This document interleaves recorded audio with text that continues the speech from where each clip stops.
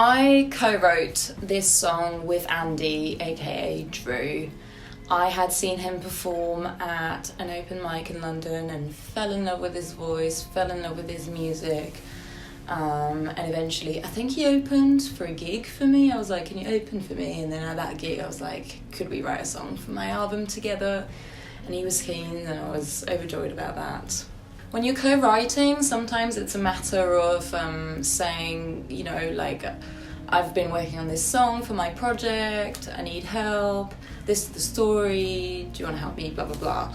Other times you're following a prompt, but this particular time, and this is my favourite way of co-writing, is you just have to sort of sit down together, get real deep and talk about life, and eventually you'll find some common ground, some common story to write about together, and that's my favourite way of co-writing, and that's what happened with this one.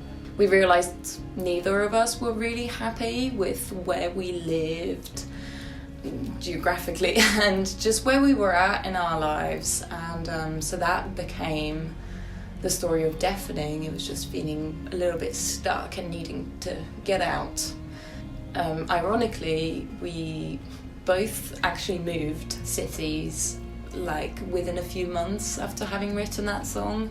I moved to Bristol and he moved to Leeds, so that felt like a nice little full circle moment. With the production, a lot of and the reason I love Drew's music is a lot of it is very ambient, sort of driven, and so I wanted it to sound like that because I love that as well for myself, but I wanted it to have that ambient element, and it was a bit of a challenge, not gonna lie, but I think it came out really great. I'm really happy with that one.